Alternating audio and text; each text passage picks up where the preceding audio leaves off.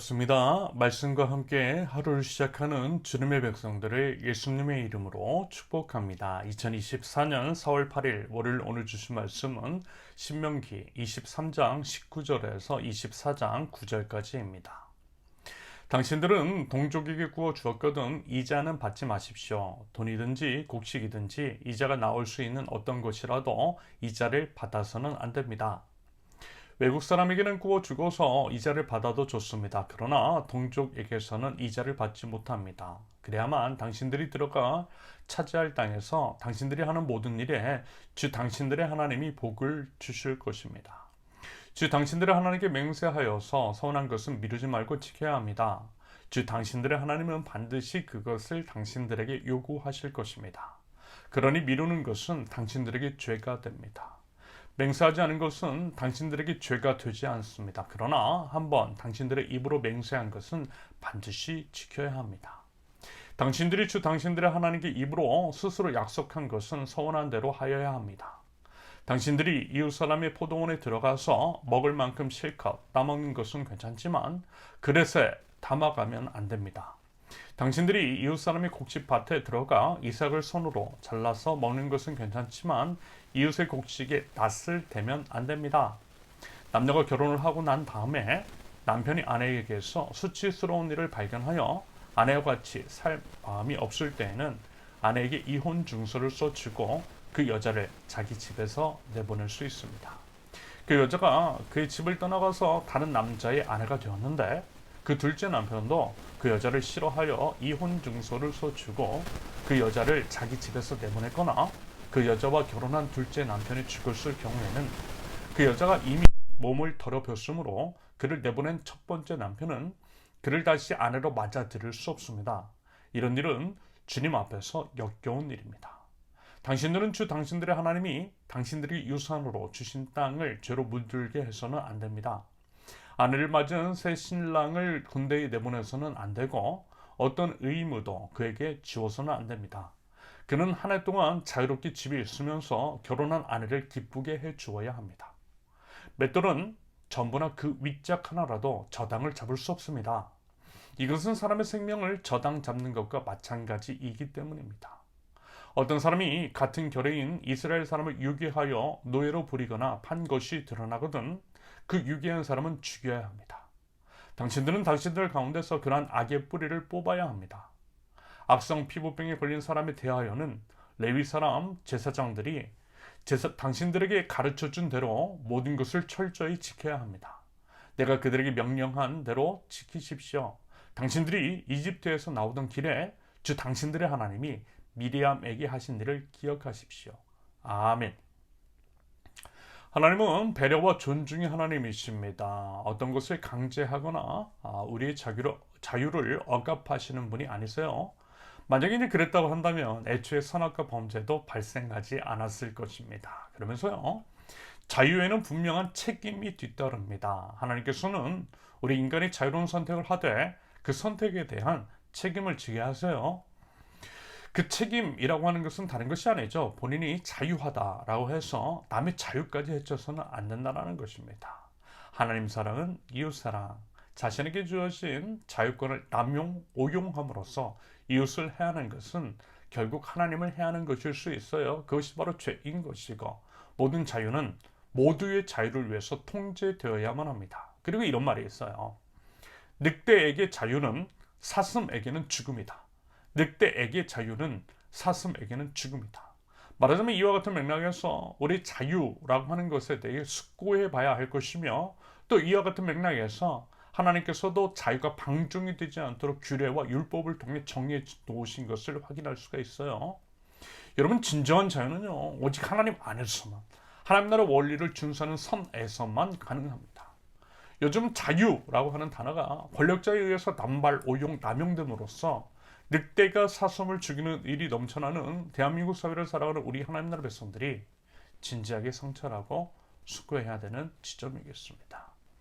그런데 다시 한번 말씀을 드리지만 하나님 사랑은 이웃 사랑으로 이어지고 내 이웃을 내 자신과 같이 사랑하라 라고 하는 하나님 나라 원리에 따라서 하나님의 말씀 가르쳐 지켜 행해야 할 사안을 살펴보시면 여러분 충분히 주어진 말씀을 이해 적용 응용 가능하리라 생각해요. 어렵잖아요. 그러면 이제 먼저 19절과 20절에 나와 있는 이자에 관한 규정 이렇게 이해하시면 되겠습니다. 일단 성경은요, 이웃에게 돈을 구워주고 이자를 받지 말라라고 합니다. 물론 이제 형제와 타국인을 구별하고 있지만 결국 모든 사람이 하나님 안에서 한 형제이고 우리 이웃을 우리 몸과 같이 사랑하라는 말씀에 비추어 볼 때 모든 사람에게 이자를 받지 말라는 그러한 방향성일 수 있겠어요. 그런데 현대 자본주의 사회 안에서 이제 금융소득이라고 하는 것들을 무시할 수도 없고 또 무이자를 강요할 수도 없죠. 다만 일정 범위를 넘어서는 고리 이자를 받는 거, 고금리 이자를 받는 거, 그로 인해서 이제 부채 늪에 빠지고 극단적인 상황에 이르게 하는 것은 이건 막아야 한다라고 하는 것으로 이해할 수 있겠습니다. 아울러 대입 민주주의 국가에서 그와 같은 방향성 안에서의 정치 의견을 우리가 국민의 한 사람으로서 표명하거나 아니면 이제 본인이 직접 입법부에 들어가 그와 같은 사안을 법제화함으로써 고리 이자에 고통받고 있는 우리 이웃을 구하는 정책을 시행하는 것도 우리가 할 수 있는 하나의 방법일 수 있겠습니다. 그러면서 이제 우리 교회 공동체에서는요, 물론 아직은 이제 막 시작한 교회 공동체라서 일단 이제 우리 공동체가 든든하게 자리를 잡아야겠지만 최소한 우리 공동체 안에 있는 어려움에 빠진 이들에게는 무이자로 돈을 빌려주려는 계획도 가지고 있어요. 보니까 이제 부채에 늪에 빠지는 사람들, 무슨 이제 거액이 아니라 소액인 경우들, 그러면서 이제 제1금융권에서 돈을 빌리지 못해서 고리에 사채를 쓰고, 그래서 이제 늪에 빠지는 경우가 대부분이더라는 것을 보았어요. 그래서 이제 그 정도는 빌려줄 수 있지 않을까 싶은 거예요. 생명 없는 건물에도 돈을 낭비하는데 생명을 살리기 위한 선택이 대체 이제 뭐가 아까울까라는 생각이 들어요. 잃어버릴 각오하고요. 충분히 그와 같은 일들도 할 수 있다라고 봅니다. 그것을 시행할 수 있는 일이 언제일지는 모르겠지만 언젠가는 꼭 시행할 것이고요. 그래야 하는 이유는 그것이 바로 하나님 나라에서 드러나야 할 모습이기 때문입니다. 이어서 이제 21절부터 23절까지는 하나님께 서원한 것은 반드시 지켜야 한다라고 하는 것인데요. 이것은 방금 말씀드린 것을 서원하고 앞으로 이제 그 사안을 지키는 것으로서 답변을 드리도록 하겠습니다. 여러분, 하물며 사람과의 약속도 반드시 지켜야 하는 것인데 하나님과는 당연한 것이 아니겠어요? 그러면 지키지 못할 약속, 서원이라고 한다면 차라리 하지 않는 것이 나은 것임을 여러분 꼭 기억하면 좋겠습니다. 24절과 25절의 이웃의 포도원, 곡식밭에 관한 규례에는 이런 의미일 것 같아요. 가난한 이웃이 먹고는 살 수 있도록 밭을 열어놓으라는 것인데, 그렇다고 해서 이웃의 것을 취하는 사람이 또한 그 호의를 남용해서는 안 된다라고 하는 의미일 것입니다. 아마 이제 이런 것들 경험해 보셨을 것 같아요. 나름 호의를 가지고 뭔가를 베풀었는데 정도껏 하는 것이 아니라 염치를 상실한 사람이 더러 있더라는 거죠. 어차피 내 돈 쓰는 거 아니라고 공짜라고 대접하는 사람의 사정과 상황에 대한 고려 전혀 없고요. 감사의 마음도 별로 없는 것 같고 무리한 사람들, 이런 사람도 있죠. 이런 거 바른 태도 아니라는 거예요. 물론 이제 꼭 그런 것은 아니지만 저는 그래요. 누군가 이제 뭔가를 저에게 이제 대접한다라고 할 때 VP가 아닌 이상은 절대 과식은 하지 않으려고 해요. 사실 이제 대접하는 그 마음 자체가 소중한 거 아닙니까? 정도껏 적당히 기분 좋은 선에서 멈추는 절제가 필요한 것 같아요. 그러면 이제 베푸는 사람도 조금 모두가 좋은 것 같아요. 더불어 이런 것들도 한번 좀 생각해 보면 어떨까 싶습니다. 여러분, 뷔페 드실 때요, 딱 먹을 만큼만 제발 담아오셨으면 좋겠어요. 이 말씀을 드리는 것이 무슨 의미인지는 아마 잘 아실 것입니다. 부디 먹는 거에 있어서도 성숙한 태도를 기대해 봅니다. 24장 1절에서 4절까지 이혼과 재혼에 관한 규정은 원칙적으로 이렇습니다. 이혼을 허락하신다라기보다는 분명히 이제 젠더 차별이 존재하는 사회 안에서 상대적 약자인 여성의 생존을 지켜주시고 그들이 이제 기본권을 박탈당한다거나 억울한 희생이 되는 것들을 막아주시기 위한 것으로 그런 측면에서의 규례로 해석하시면 되겠습니다. 5절에서 이제 신혼인 남성에 대해서는 1년 동안 군복무 유예를 둔 것은 결혼과 가정의 회복을 위한 장치 및 배려를 볼 수 있겠죠. 이와 관련해서 요즘 비혼, 미혼이 늘어나는 사회 상황 속에서 어떻게 이제 청년들을 배려하고 그래서 이제 그들이 결혼을 포기하지 않을 수 있도록 할 것인가에 대해서 공동체적인 논의도 필요하다라는 생각입니다. 6절은 이제 맷돌을 저당 잡는 것에 대해서는 그것이 먹거리, 밥을 짓는 수단과 같은 것이므로 아무리 이제 그래도 먹고는 살 수 있도록 배려한다라는 것이죠. 인도주의 차원에서 마땅히 그래야 한다라는 지침입니다. 7절은 일종의 인신매매 금지 규정이라고 볼 수 있겠습니다. 당연히 사람은 사고 팔 수 있는 대상이 아니잖아요. 이와 관련해서 성매매도 그러하고요.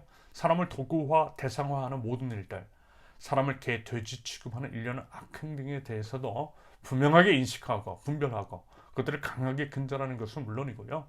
이 부분에 대해서 법제화될 수 있도록 힘을 모아야만 할 것입니다. 여러분, 사람은요, 하나님의 형상을 투영하고 있어요. 그러므로 사람을 도구화, 대상화하는 것은 하나님을 그렇게 함부로 여기는 중대 범죄일 수 있음을 기억하실 수 있기를 바랍니다. 마지막으로 악성 피부병에 대해서는 제사장의 지침에 따라서 하라고 하시는데요. 이 또한 사람에 대한 존중의 차원에서 볼 수 있는 사안이겠습니다. 비록 악성 피부병, 그것은 이제 전염 위험으로 인해 그들이 이제 일정 기간 특정한 장소에서 격리할 수 있지만 그것이 혐오 차별의 이유일 수는 없다는 거죠. 다시 말해서 악성 피부병에서 나았을 때에는 제사장이 공식적으로 남을 선포함으로써 공동체 안에서의 회복을 그들을 포용하도록 말씀합니다. 결국 이 모든 이들의 회복을 육체 회복뿐만 아니라 관계 회복까지도 고려하시는 하나님의 깊은 배려, 그 마음을 볼 수가 있는 것 같아요. 바라기는 모두를 존중하시고 차별 없이 사랑하시며 우리의 회복을 바라시는 하나님의 본심을 알아 그 뜻을 우리가 서 있는 곳에서 이뤄갈 줄 아는 하나님 나라의 백성들, 저와 여러분들이 쉴 수 있기를 예수님의 이름으로 축원합니다. 함께 기도합니다. 아주 작고 소소한 것이라 할지라도 소중하게 여기시고 존중 배려해 주시는 하나님, 하나님의 본뜻, 하나님이 그 마음을 알아 하나님 사랑, 이웃 사랑의 관점으로 마주하는 일들을 해석하고 적용하게 하시며 사람을 살리고 세우는 측면에서의 아름다운 삶의 선택이 있는 하나님 나라 백성들 저희들에게 하옵소서. 차별 없는 사랑으로 서로를 대하게 하시며 특별히 약자들의 권익을 위해서 애쓰고 헌신함 있고 지켜주면서 공생과 상생, 지속적인 공존을 지향하는 하나님 나라 공동체 세우는 교회 될 수 있도록 우리 하나님 인도하여 주시옵소서. 예수님의 이름으로 기도합니다. 아멘. 하나님께서 오늘 주신 말씀과 각자의 기도 제목을 놓고 우리 잠시 기도하겠습니다.